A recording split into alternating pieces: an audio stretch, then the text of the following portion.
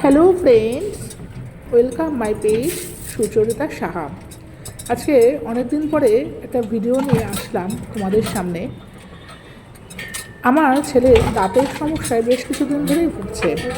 কী হয়েছে, ওই দুধের দাঁতগুলো পড়েনি, তাই জন্য হচ্ছে ভেতর দিয়ে আবার নতুন দাঁতের শাড়ি যেটা উঠে গেছে। আর দুধের দাঁতগুলো যেহেতু পড়েনি সেহেতু কী হয়েছে, ওই দাঁতগুলো না শক্ত হয়ে গেছে। ও প্রথম দিকে নড়াতে চায়নি, মানে নড়েছে কিন্তু ওর নড়ায়নি, জিভ দিয়ে দিয়ে ওকে বলেছিলাম ঠেলতে, ঠেলেনি, শক্ত হয়ে গেছে। এখন বড় হয়ে গেছে, 10 বছর বয়স হয়ে গেছে, কিন্তু সেগুলো আর কিছু করেনি, ফলে দাঁতগুলো শক্ত হয়ে গেছে। আর সেই দাঁতেরই আজকে এক্স রে করতে নিয়ে এসেছি।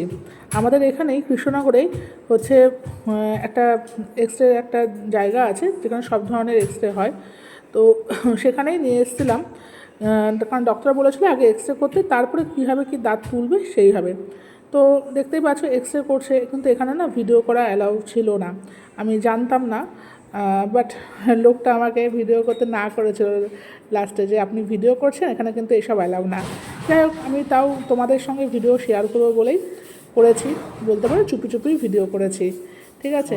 তো দেখতেই পাচ্ছ সামনে হচ্ছে ওরা একটা কি বেশ একটা কামড়া প্যাকেট ওখানে লাগিয়ে দিল, বললো ওখানে কামড়াও, দিয়ে তারপরে ওর দাঁতের ছবিটা তুলবে। বিশ্বাস করো, দাঁতগুলোর যা চেহারা হয়েছে না, যদি দেখাতে পারতাম তোমরা বুঝতে পারতে মানুষের দাঁত না কোনো মানে পশু পাখির মানে পশুদের দাঁত বোঝা যাবে না। মানে 4টে মানে দাঁতের শাড়ি হয়ে গেছে এই আর কি। তো ও একটু কিন্তু বেশ ভয়ে ভয়ে আছে, দেখো দেখছো ভিডিও করতে না করছে। যাই হোক, সেই ইয়েটা তো করা হয়নি। তারপরে কিন্তু ওখান থেকে আমরা এক্স রেটা করে দেখতেই পাচ্ছ বেরিয়ে আসছি।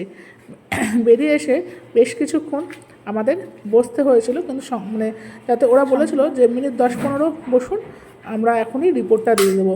আর আমাদেরও একটু মানে তাড়াতাড়ি ব্যাপার ছিল, কারণ রিপোর্টটা পেয়েই কিন্তু আমাদের যেতে হবে ডক্টরের কাছে। ডক্টরের ওখানে কিন্তু নাম লেখানো ছিল। তো দেখতে পাচ্ছ রিপোর্টও পেয়ে গেছিলাম, আর সঙ্গে ছিলেন আমার শাশুড়ি মা। তো আমরা 3জনেই ছিলাম এক্স রে করাতে, এবং হচ্ছে আমার মাও ছিল, ডক্টরের কাছে গেছিলো। কিন্তু কী জানো তো, কিছু কিছু জায়গায় হয় ভিডিও করতে মানে পছন্দ করে না, মানে অ্যালাউ করে না, কিন্তু সেখানে তো আমাদের সত্যি ভিডিও করা যায় না। যেমন এখানে ভিডিও করতে অ্যালাউ করেনি, তাও যতটা সম্ভব পেরেছি ভিডিওটা করতে, মানে চেষ্টা করেছি এই আর কি। তারপরে আমরা কিন্তু একবারে টুকটুক করে চলে গেছিলাম ডক্টরের কাছে, এবং সেখানে নাম লেখানো ছিল। ওখানে গিয়েও আমাদের কিন্তু কিছুটা সময় বসতে হয়েছিল, কিন্তু দুঃখের বিষয় ওখানে গিয়েও ডক্টরের চেম্বারের মধ্যে আমি ভিডিও করতে পারিনি, কারণ একটাই, ওখানেও ভিডিও করা অ্যালাউ ছিল না। আসলে অনেকেই এখনও সেই ব্যাপারটার সঙ্গে হয়তো নিজেকে মানিয়ে উঠতে পারেনি, বা অনেকের অনেক রকম প্রবলেম থাকতেই পারে। বাট যেখানে অ্যালাউ না সেখানে তো কিছু করতে পারবো না। আর সেখানে ডাক্তারের কাছে গিয়ে কিন্তু দাঁত তুলতে হয়েছে, টোটাল ওর 5টা দাঁত তুলতে হবে, তার মধ্যে একটা দাঁত তোলা হয়েছে।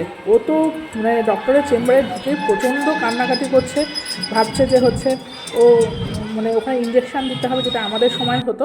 ওকে বোঝানো হলো যে না, ইঞ্জেকশান দিতে হবে না। এই যে দেখতে পাচ্ছি ডক্টরের চেম্বারে ওখানে ওয়েট করছি, একটা স্প্রে দিল, একটা জেল দিল, ওই জায়গাটা হচ্ছে একদম একটু অবশ মতো, যাতে তুললে অতটা বেশি কষ্ট না লাগে।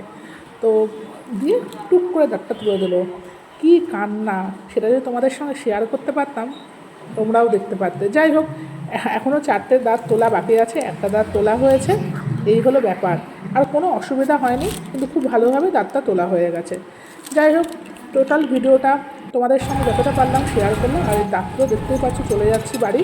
আর তোমাদের যদি ভিডিওটা ভালো লাগে অবশ্যই কিন্তু আমার চ্যানেলটা সাবস্ক্রাইব করো, আমাকে ভালো লাগলে ভালোবাসা দিও, লাইক করো, কমেন্ট করো, পারলে শেয়ার করো। আর তোমাদের ভালোবাসার উপরে তো সত্যি আর কিছু নেই, তোমরা পাশে থাকলে অবশ্যই সব কিছুই সম্ভব, এবং তোমরা পাশে থাকো এটাই চাই। আর হচ্ছে আমার ইউটিউব চ্যানেলটা সাবস্ক্রাইব করে দিও, সুচরিতা সাহা যেটা আছে, ঠিক আছে। চলো টাটা। এই যে দেখতেই পাচ্ছ বাড়ির দিকে রওনা দিয়েছি, বাড়িতে যাচ্ছি।